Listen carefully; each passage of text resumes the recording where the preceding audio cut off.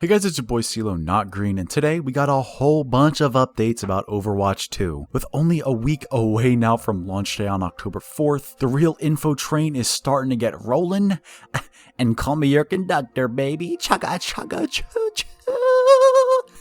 Before we get into all the news from today, I just wanted to thank everyone who watched my last video. I really expected to have my takes roasted in the comments, but I was pleasantly surprised not only by how many people agreed with me, but also how many people watched it. As I'm writing the script, it's gotten 8.5 thousand views and I've gained over 100 subscribers from this one video alone. It's my third most watched video on the channel, so thank you to everyone who watched it and to everyone who joined my channel yesterday. I appreciate every one of you guys and I cannot wait to keep the hype train rolling into Overwatch 2. Like I said, I'm your conductor. Okay, enough of that trash. Let's get into the goods. So first, let's talk about the actual launch day of Overwatch 2. Blizzard posted a little article talking about what you'll need to do before we all play the game next Tuesday. So first off, they announced both when Overwatch 1 will be taken down and when Overwatch 2 will launch officially. We've known for a bit now that Overwatch 1 was going to be taken down for about a day before they reset the servers and get ready for Overwatch 2 to come out, and it looks like the day and time will be Sunday, October 2nd at 9 AM Pacific or noon Eastern. I know, it's going to be a sad day when the game we've all played for the last 6 years will be taken down for good, but think of it as a phoenix. From the ashes of Overwatch 1 will rise an even better and mightier Overwatch 2. I'll be streaming my last play session of Overwatch 1 on Saturday night, so be sure to look out for that here on YouTube where I'll live stream it, and make sure to wear some black and bring some tissues. Life is glory, old friend. However, the exciting news is that Overwatch 2 will launch officially on October 4th at noon Pacific or 3 PM Eastern. I'm sure the servers will be perfect and nothing will go wrong. Once again, I'll be streaming the launch of Overwatch 2 for about an hour or so on the 4th before I stop streaming, and I'll start playing with some friends and making some videos on it for day one content. Be sure to stick around for that fun stuff. Wrapping this part up with some housekeeping news regarding the launch, you'll need to link a phone number to your Battle.net account in order to play. That goes for any console players as well. The Battle.net account that's linked to your Xbox, PlayStation, or Switch account needs to have a phone number on there to be able to play Overwatch 2 when it comes out. I'll go into some more details about that later on in the video though. On top of that, a great news drop as well is that we'll be able to pre-download the game starting on Friday the 30th. On PC, it'll act like a background download and will be about 50 gigs, so be sure to clear up your hard drive if you need to. The game will be instantly playable as soon as the game goes live at 3 PM Eastern on the 4th if you pre-downloaded the game, so I highly recommend that you do this so you can get into the action as soon as possible. It's crazy to think that we'll basically have Overwatch 2 downloaded onto our computers in only 3 days. It's starting to feel real, y'all. Okay, moving on, let's quickly talk about the Overwatch 2 launch trailer that just came out today. So today, the Overwatch team released a short 2-minute trailer getting us ready for the game to come out. It showed a lot of really similar stuff that we've already seen, nothing too crazy on that front,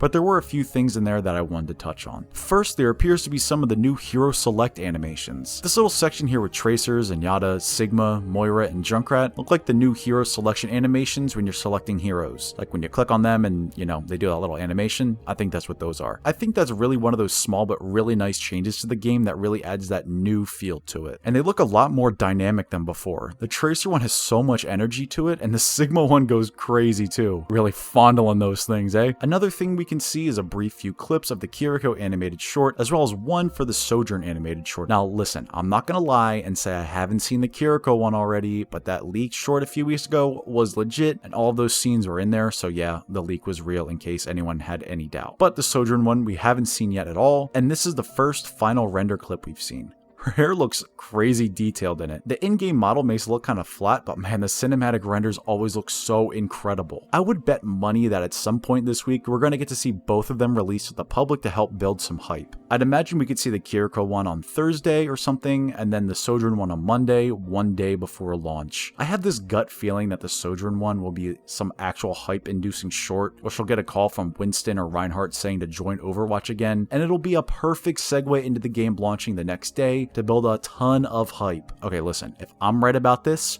you all owe me 1,000 Overwatch coins. This is a legally binding agreement, and there's nothing you can do to get out of it. One last thing with the trailer is that this part it says it has 6 distinct modes. Now, I'm not crazy, but there are 4 game modes, right? Hybrid, Control, Push, and Escort? Why does it say 6? Are they calling the Arcade and Workshop 2 distinct modes?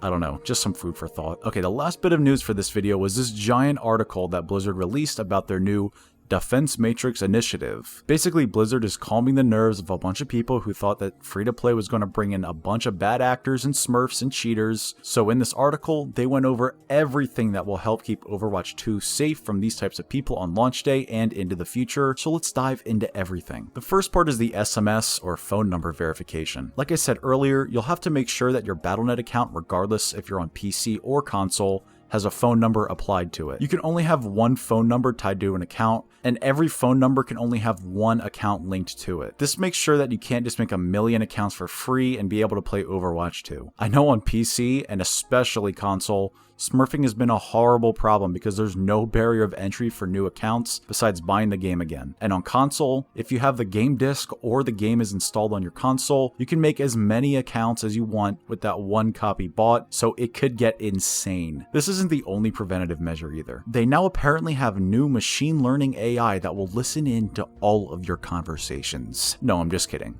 But only kind of. What they're doing is adding a feature where, yes, the game is kind of recording all of your voice chats that you said in game. If someone reports you for saying something bad, the AI will go back and listen to that audio from you and see if you said any no-no words. Okay, before you start screaming, "Big Brother!" I think this has been in a lot of games already. This isn't something new. All I can say is this, and this is a good advice overall. If you're gonna get angry at your team and yell at them, just don't hit the push to talk button. Just say it to yourself without broadcasting it into game. Listen, I know you want to call that hog one trick a rotten but really, do we need to say that out loud to them? I mean, after all, they already know that's what they are. If we're going to be using gamer words, let's keep it in the Discord with the boys or not say them out loud and not over game chat. I don't think we need another bridge incident.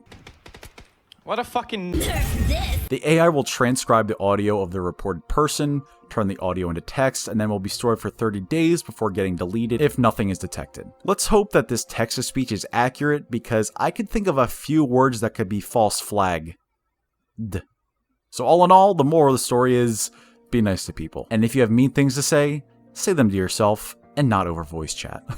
Moving on, we have a few changes to endorsements. Basically, it's staying the same, but instead of getting categories like good teammate or sportsmanship or shot calling, it'll just be one overall endorsement applied to your account. And instead of getting your good boy loot boxes for having high endorsement, you'll get Battle Pass XP, which honestly I think is even better. Anything to get my Genji skin. Another thing they're changing is the pre-competitive screen. Before in Overwatch 1, you'd get that screen where you'd see everyone with the average SR at the top and what rank everyone is and all that fun stuff. In Overwatch 2, you'll probably just get something that I imagine will be like what most other games like a League have, where you'll see everyone's names, player icons, and whatever special name banner they have applied to their profile. They're getting rid of the border system, basically so no one will ever have to hear "lol gold border plat" ever again. Honestly, A+ change. I already know the matchmaking is decent enough that I know everyone is as good as I am at the game if we're in the same comp game, so I don't really need to see people's rank. And I also think adding a new customizable banner to your profile is nice. Anything that adds more player expression is something I see as a net positive in my book. Okay, the last one is the big one, so I hope you're sitting down. Now, before I start this section, I need to preface this with the fact that this only applies to brand new accounts that are made on or after October 4th, so any of you Overwatch vets,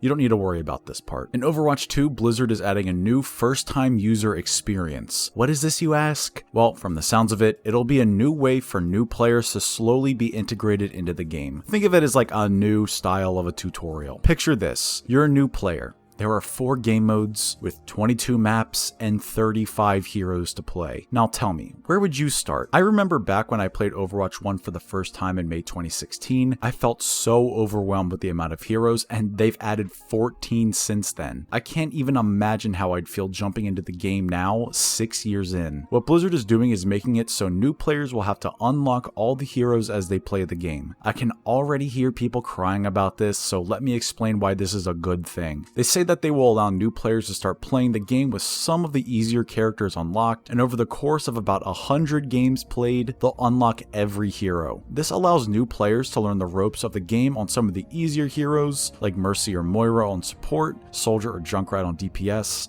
and Rhine on tank. Let them learn how to use abilities, ultimates, map types, map layouts, rule sets, etc. as they play the game. The more they play, the more comfortable they'll be playing it, and as they get more comfortable, they can unlock some of the more difficult heroes that take more game sense to actually play at a decent level. Like, I can't imagine having a new player pick up Sombra or Ball and even understand what they're supposed to be doing. 100 games for 35 heroes means they'll be unlocking a new hero once every about 3 games, and that sounds totally reasonable. I think it'd be more alienating for someone to come fresh into the game with a giant buffet of content than it is having things laid out for them to consume slowly over time to get a grasp of how to play the game. I love this idea, and not only to help the new players, but because it'll take even more time for potential smurfs to get to a level where they can play comp. Plus, for new accounts, since account levels aren't a thing anymore, they need to win 50 games of quick play in order to be allowed to play competitive. This sounds like a lot, but honestly, I'd want new players to play enough to be able to feel like they know what they're doing before hitting the comp menu. And this also adds a countermeasure to smurfs as well. A lot of times, smurf accounts would try to avoid MMR detection by throwing and losing games, and they'd still be able to make it to level 25 and play comp in Overwatch 1. The quick play MMR will actually account for new account comp SR, so if a smurf makes a new account, they'll have to win 50 games regardless of level, and that'll either get them smurf detected, or if they lose a ton,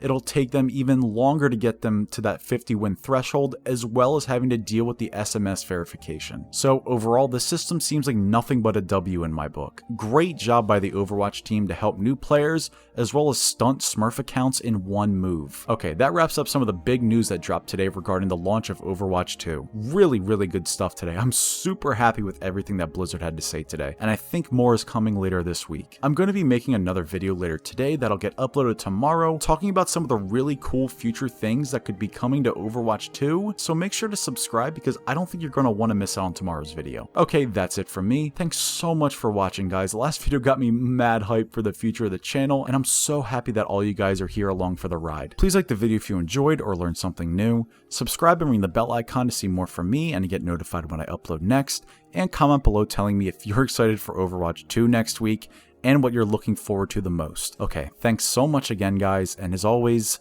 I'll see you in the next one.